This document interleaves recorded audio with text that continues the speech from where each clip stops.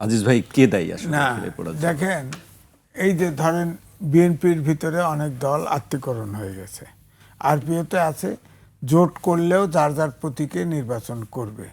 এখন ধরেন ধানের শীষ না পেলে সে জিতবে না, জেতার পরে যদি জেতার পরে আরেকটা সমস্যা হবে, সে তো আর ওখান থেকে বেরোতে পারবে না, বিএনপির থেকে বেরোতে পারবে, তাহলে পার্লামেন্টারি মেম্বারশিপ চলে যাবে, কারণ তাকে ওখানেই থাকতে হবে। অর্থাৎ তার দল যে পরিত্যাগ করলো, বিএনপিতে যে যোগ দিল, আবার ফেরত এসে যে দল করবে সেই সুযোগ কিন্তু নাই।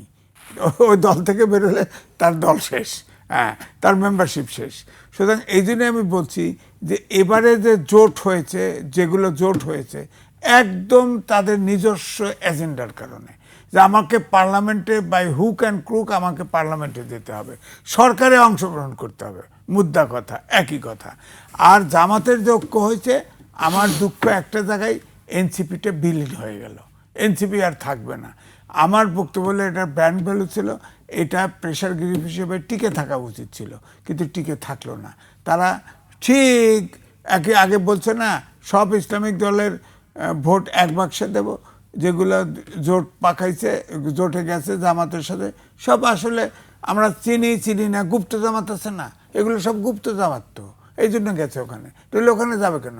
বলছে না, আগেই করেই বলছে না যে বিএনপির সাথেও আলোচনা হচ্ছে, বিএনপির সাথেও আলোচনা হচ্ছে, বিএনপির সাথে আলোচনা হচ্ছে, জামাতের সাথে আলোচনা, যেটা আমাদের সুবিধা হবে সেটাই যাব। তার মানে আদর্শ নাই। যেখানে ভাগ বেশি পাইছে সেখানে চলে গেছে, যেখানে হয়তো ভাবতেছে বিএনপির প্রত্যেকটা জায়গায় 5টা 6টা প্রার্থী আছে, ওখানে যদি জোট করি, যদি বিএনপির সব ভোট না পাই, তাহলে কি, তার সাথে জামাতের ভিতরে যাই, ওখানে হয়তো ভোটগুলো পাবো। তাহলে লোয়ার হাউসে অর্থাৎ সংসদে আনুপাতিক হারে উচ্চ কক্ষে কিন্তু যাবে, আনুপাতিক যত পার্সেন্ট ভোট পাবে আনুপাতিক হারে উচ্চ কক্ষে। নিশ্চয়ই কেউ ওই বুদ্ধি দিছে যে তোমরা জামাতের সাথে থাকো, তাহলে আনুপাতিক হারে কিছু ভোট পাইতে পারো, পাইলে তাহলে উচ্চকক্ষে অন্তত সিট কয়েকটা পাইতে পারো, তাহলে তোমাদের পিঠটে বাঁচতে পারে। হ্যাঁ, তাহলে নাহলে তো যেভাবে বিতর্কিত হয়েছে, সংসদেও যদি না থাকে, পার্টিও যদি না ঠেকে, পার্টি তো গেছেই অলমোস্ট বিলীন হয়ে, হ্যাঁ, তাহলে তো তারা কোথায় দাঁড়াবে বলেন? তাহলে তো বিপজ্জনক জায়গায় দাঁড়ায় থাকবে। সুতরাং আমি এই জন্যই বলছি যে এখানে কোনো আদর্শের কোনো বালাই নাই, আদর্শের কোনো কিচ্ছু নাই।